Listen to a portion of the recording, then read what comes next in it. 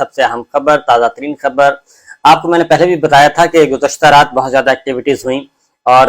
جہاز جو ہیں، جہازوں کی پروازیں ہوتی رہیں اور خصوصی جہازوں کے ذریعے سینیٹرز کو پورا کیا جاتا رہا اور بند کمروں میں ملاقاتیں اور ٹیلی فون پیغامات، ایک دوسرے کے ساتھ رابطے، یہ سب کچھ ہوتا رہا اور وہ سب کچھ اس لیے ہو رہا تھا کہ سپریم کورٹ آف پاکستان کو کسی بھی طریقے سے فیصلہ کرنے سے روکنا ہے اس لارجر بینچ کو، اور اس لارجر بینچ کو فیصلے کی طرف نہیں جانے دینا، اور اس میں جتنی بھی ہرڈلز کریٹ کی جا سکتی ہیں، جتنی بھی رکاوٹیں کھڑی کی جا سکتی ہیں وہ کی جائیں، اور اس وقت تک کی جائیں جب تک کہ اپنی منزل حاصل نہ کی جا سکے، جب تک کہ اپنے ہدف کے حاصل ہونے کا پورا یقین نہ ہو سکے، اور وہ ہدف ہے کہ کسی بھی صورت میں الیکشن نہیں کروانا اور الیکشن سے بچنا ہے، انتخابات سے بچنا ہے۔ اس کی وجہ یہ ہے کہ اگر الیکشن ہو گئے تو پھر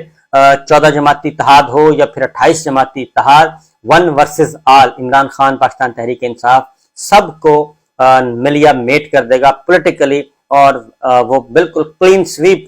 جو ہے اس کی وکٹری ہوگی، اور پاکستان کے عوام اس وقت پاکستان تحریک انصاف کے ساتھ، عمران خان کے ساتھ جڑے ہوئے ہیں، وہ کوئی اور نام سننا پسند ہی نہیں کرتے اور دیکھنا بھی نہیں چاہتے، اس کے باوجود کہ ان کو آٹا جو ہے مفت آٹے کے بدلے میں موت بانٹی جا رہی ہے۔ خواتین، ہمارے بچے، ہمارے بوڑھے جو ہیں، بزرگ، وہ رسوا ہو رہے ہیں، اور ایک 10 کلو آٹے کے تھیلے کے بدلے میں جو ہے لوگ زخمی ہو رہے ہیں۔ یہ سب کچھ ہم اپنی ٹی وی سکرین پہ، سوشل میڈیا پہ یہ مناظر دیکھ رہے ہیں، لیکن اس ساری صورتحال کے باوجود پاکستان کے عوام جو ہیں وہ کسی اور کا نام سننا پسند نہیں کرتے، اور وہ ان کے چہرے دیکھنا نہیں پسند کرتے، نام تو سننا دور کی بات ہے، چہرے بھی دیکھنا پسند نہیں کرتے۔ اس لیے لارجر بینچ جو ہے، سپریم کورٹ آف پاکستان کی عمارت، اعلیٰ عدلیہ، ایک امید کی آخری کرن ہے، اور اس امید کی آخری کرن کو بھی دبانے کے لیے، اس جلتے چراغ کو بجھانے کے لیے بہت کوششیں کی جا رہی ہیں، اور اتنی کوششیں کہ آپ تصور نہیں کر سکتے، اور یہ سارے کا سارا 1997 کا اسکرپٹ ہے، اس پہ عمل ہو رہا ہے، اور چیف جسٹس عمر عطا بندیال صاحب کو چیف جسٹس افتخار چودھری بنانے کی کہتے ہیں، کوشش کر رہے ہیں، ان کو یہ کہہ رہے ہیں کہ ہم آپ کو سیک کر دیں گے۔ اس کے بعد اب ان کو چیف جسٹس سجاد علی شاہ کی طرح ہٹانے کی کوشش کی جا رہی ہے، اور اندر سے جوڈیشل کو کروانے کی کوشش کی جا رہی ہے۔ یہ سب کچھ ہو رہا ہے، پرانا اسکرپٹ ہے، گھسا پھٹا، اور اسی کو دوبارہ سے بروئے کار، کیونکہ وہی حکمران بھی وہی ہیں، کردار بھی وہی ہیں، خاندان بھی وہی ہیں، سب کے سب وہی ہیں، لیکن ابھی تک وہ مرد مجاہد ہیں اور ڈٹے ہوئے ہیں، اکیلے ہیں، اور ان کے ساتھ چند آوازیں ہیں۔ ان چند آوازوں کی بدولت چیف جسٹس عمر عطا بندیال صاحب اور ان کے ساتھی جج جو ہیں وہ آئین پاکستان کے تحفظ کے لیے سر دھڑ کی بازی لگا رہے ہیں، اور کوشاں ہیں کہ کسی بھی طریقے سے آئین پاکستان بھی محفوظ رہے، جمہوریت کا سفر بھی جاری رہے، اور کسی کو آئین پہ شب خون مارنے کی ہمت نہ ہو۔ وہ یہ مزاحمت کر رہے ہیں، اور وہ مزاحمت کرتے رہیں گے، کیونکہ اگر انہوں نے سرنڈر کرنا ہوتا، اگر انہوں نے بات ماننی ہوتی، تو ان کو بہت سارے پیغامات بھجوائے جا چکے ہیں، ملاقاتیں کی جا چکی ہیں، تو وہ یہ ساری باتیں مان لیتے، لیکن وہ نہیں ماننے کے تیار، وہ گیو اپ نہیں کر رہے، بلکہ وہ لڑ رہے ہیں، اور لڑ صرف رہے ہیں پاکستان کی خاطر، پاکستان کے کانسٹیٹیوشن کی خاطر اور جمہوریت کی خاطر، اور پاکستان کے عوام کو ان کا حق حکمرانی دلانے کے لیے اس پہ لڑ رہے ہیں۔ اور کوئی یہ راکٹ سائنس نہیں ہے کہ انتخابات، قومی اسمبلیاں، صوبائی اسمبلیاں ٹوٹتی رہتی ہیں اور انتخابات ہوتے رہتے ہیں، پوری دنیا میں ہے یہ طریقہ کار رائج ہے، لیکن یہ پاکستان جو ہے اس کو بنانا ریپبلک بنا دیا گیا ہے، اور وہ اس لیے بنایا جا رہا ہے کہ ان کو پتہ ہے کہ اگر الیکشن ہوتے ہیں تو پھر ہم نہیں ہیں، تو وہ کہتے ہیں کہ جب ہم نہیں ہیں تو پھر کسی کو بھی نہیں ہونا چاہیے، پھر حق حکمرانی جو ہے وہ کسی اور جماعت کی کیوں، حق حکمرانی عوام کو کیوں دیا جائے؟ ہمیں وہ حق حکمرانی پسند ہے جو اقتدار ہمارے پلیٹ میں رکھ کے ہمیں دے اور ہمارے گھر پہ ڈیلیوری ہو، تو وہ ان کو جمہوریت پسند ہے، وہ آئین پسند ہے، وہی الیکشن پسند ہے، وہی سسٹم پسند ہے، اس کے علاوہ ان کو کچھ پسند نہیں ہے۔ تو میں نے پچھلے ولاگ میں بتایا تھا، اور عین اسی طرح ہوا۔ میں نے کہا تھا کہ سپریم کورٹ آف پاکستان پہ نظر رکھنا، کیونکہ وہیں پہ سب کچھ اس وقت فوکس وہی ہے، کیونکہ آخری دیوار جو ہے ان کے عزائم کی، آخری دیوار وہ ہے سپریم کورٹ آف پاکستان۔ اس بلڈنگ کو فتح کرنا ہے، اس بلڈنگ کے مکینوں کو فتح کرنا ہے، اور وہاں پہ ضرب قاری جو ہے وہ لگانی ہے۔ تو اس پہ کام ہو رہا ہے، اور ابھی تک ہو رہا ہے، اور اس لیے آج آپ نے دیکھا کہ سینٹ کا جو اجلاس تھا وہ کل سینیٹرز کو 3 خصوصی پروازیں گئیں اور خصوصی فلائٹس کے ذریعے سینیٹرز کو پورا کیا گیا، نمبر پورے کیے گئے کہ کہیں نمبر کم نہ ہو جائیں اور یہ نہ ہو کہ ہمارا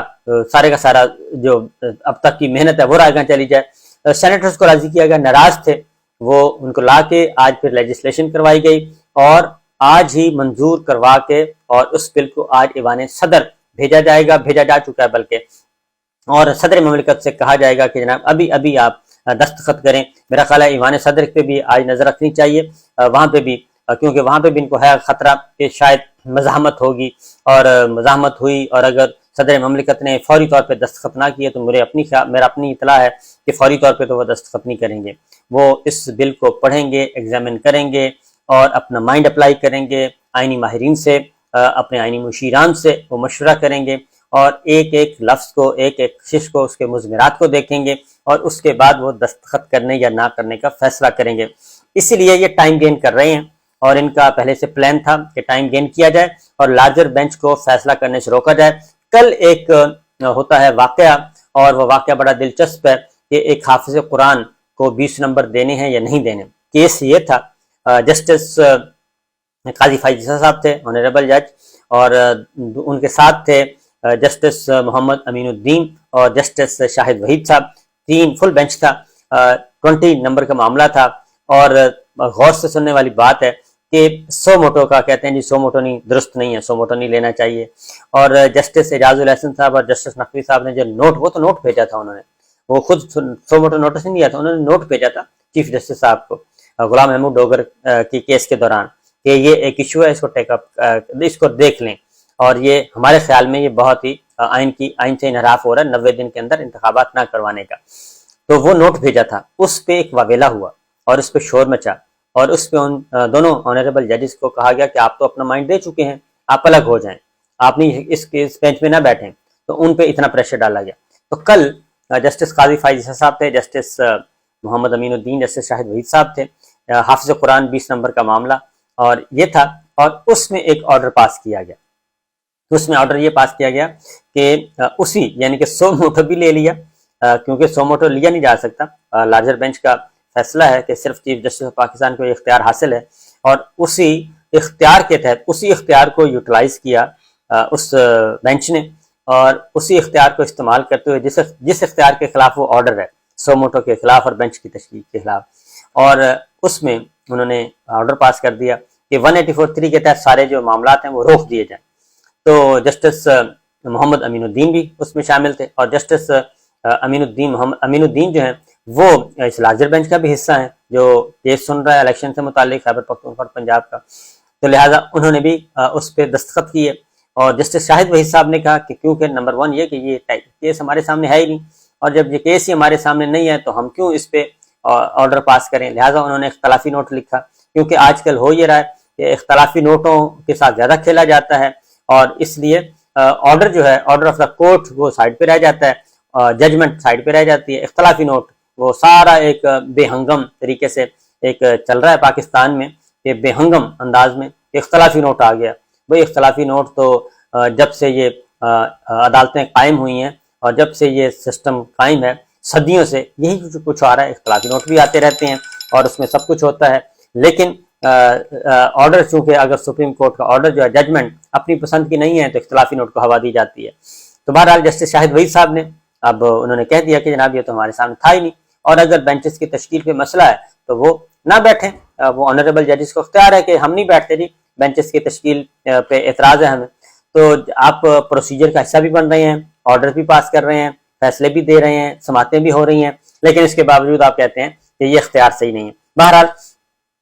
کل تو پھر آج جب ہوئی تو اندازہ تھا کہ کچھ نہ کچھ ہوا ہوگا، تو لہٰذا یہ انڈرسٹوڈ تھا کہ انہوں نے خود ہی کل انڈائریکٹلی بتا دیا کہ جی میں تو اب نہیں ہوں اویلیبل، تو لہٰذا لارجر بینچ ٹوٹ گیا، جسٹس محمد امین الدین جو ہیں وہ الگ ہو گئے، اس کے بعد پھر سارا دن ڈسکشن ہوتی رہی، ڈیبیٹ ہوتی رہی، انٹرنل ڈسکشن، اور اس کے بعد غور و خوض کے بعد یہ فیصلہ ہوا کہ اب ایک نئے بینچ میں کسی کو بھی شامل نہ کیا جائے، بلکہ یہی 4 رکنی بینچ جو ہے وہ سماعت کرے گا اور یہ سماعت کل 11:30 بجے دوبارہ ہوگی۔ تو chief justice of Pakistan justice Amrita Bandial صاحب، جسٹس اعجاز الحسن صاحب، جسٹس منیب اختر صاحب اور جسٹس مندوخیل جمال خان مندوخیل، اب یہ 4 رکنی بینچ جو ہے وہ کل سماعت کرے گا، اور گورنمنٹ کی کوشش ہوگی کہ آج صدر مملکت اس پہ دستخط کر دیں، کیونکہ جیسے ہی دستخط ہو جائیں گے تو سپریم کورٹ آف پاکستان کو یہ کہا جائے گا کہ جناب وہ نئی لیجسلیشن ہو گئی ہے، تو اس پہ مطابق اب کورٹ جو ہے وہ چلنی چاہیے۔ لیکن ایک بات بتا دوں کہ یہ جو ہے سو موٹو نہیں ہے، یہ معاملہ، یہ جو 184(3) کے تحت اس وقت پیٹیشن سو موٹو اختیار کے تحت نہیں سنی جا رہی۔ خیبر پختونخوا اور پنجاب کا جو الیکشن ہے، یہ ایک باقاعدہ طور پہ پیٹیشن فائل کی گئی، پیٹیشنر ہیں، انہوں نے 184(3) کے تحت یہ پیٹیشن فائل کی ہیں، اور چیف جسٹس آف پاکستان نے ان پیٹیشنز کو سننے کے لیے یہ بینچ تشکیل دیا، اور وہ سن رہا ہے۔ اس لیے یہ اگر صدر مملکت دستخط کر بھی دیتے ہیں اور یہ قانون آ بھی جاتا ہے، تب بھی یہ اس کیس کی سماعت متاثر نہیں ہوگی۔ لیکن ظاہر ہے کہ چیزیں وہ اتنا سادہ سے سادہ تو ہیں نہیں، اور اس وقت معاملہ بہت ہی ٹیڑھا ہے۔ اور ایک بات میں آپ کو بتا دوں کہ ان کو پتہ ہے، ان سب کو پتہ ہے، 14 جماعتیں ہیں، 28 ہیں، 32 ہیں، 40 ہیں، جتنی بھی جماعتیں، 14 تو اس وقت نظر آ رہی ہیں، 14 اور بھی آ جائیں، تو یہ ساری کی ساری جماعتوں کو پتہ ہے، خاص طور پہ مسلم لیگ نواز، پیپلز پارٹی، مولانا فضل الرحمان صاحب، ان سب کو پتہ ہے کہ ہم الیکشن سے نہیں بھاگ سکتے، اور سپریم کورٹ الیکشن کا آرڈر دے گی اور الیکشن کروانے پڑیں گے۔ یہ صرف اب کر کیا رہے ہیں، کیونکہ یہ چیف جسٹس صاحب کو انہوں نے مینیج کرنے کی کوشش کی، اعلیٰ عدلیہ کو مینیج کرنے کی کوشش کی، وہ نہیں ہوئے، اور وہ اپنا کام کر رہے ہیں، اور وہ کہتے ہیں کہ آئیں اوپن کورٹ میں اپنا آرگومنٹس کریں اور اس کے بعد آگے بڑھیں۔ وہ کوشش کر رہے ہیں کہ کسی طریقے سے یہ کرائسس مزید نہ بڑھے، ایمرجنسی پلس اور پھر مارشل لا کی جو باتیں کی جاتی ہیں وہ نہ ہوں۔ لیکن مسئلہ یہ ہے کہ عمران خان صاحب، پاکستان تحریک انصاف اس وقت مقبول ترین جماعت بن چکی ہے۔ یہ نہ صرف ہم جانتے ہیں بلکہ یہ پوری دنیا جانتی ہے، پوری دنیا اپنے اپنے طور پہ سرویس کروا چکی ہے، غیر ملکی سفارت خانے اپنی رپورٹس اپنے حکومت کو، اپنے ملکوں کو بھیج چکے ہیں کہ یہاں پہ صرف اور صرف ایک ہی اس وقت پاکستان میں عوامی لیڈر ہیں، اور ایک ہی لیڈر، پاکستان کے عوام ایک ہی شخص کو لیڈر مانتے ہیں، اس کا نام عمران خان ہے، اور جب بھی الیکشن ہوں گے اقتدار اسی کو ملنا ہے، اسی کی پارٹی کو ملنا ہے، اور وہ یہ بھی بتا رہے ہیں کہ ان کو اقتدار میں آنے سے روکنے کے لیے ہر آئینی غیر آئینی حربے استعمال کیے جا رہے ہیں۔ یہ غیر ملکی سفارت خانے اپنے اپنے ملکوں کو رپورٹ بھیج رہے ہیں کہ پاکستان میں اس وقت انسانی حقوق کی حالت کیا ہے، جمہوری آزادیوں کی، شہری آزادیوں کی اس وقت صورتحال کیا ہے۔ تو یہ سارے کے سارے معاملات ہو رہے ہیں، تو اس لیے جناب انتظار کریں، یہ کھیل ابھی چل رہا ہے، سپریم کورٹ کو فتح کرنے کی کوششیں ہو رہی ہیں، اور 1997 کی طرح جسٹس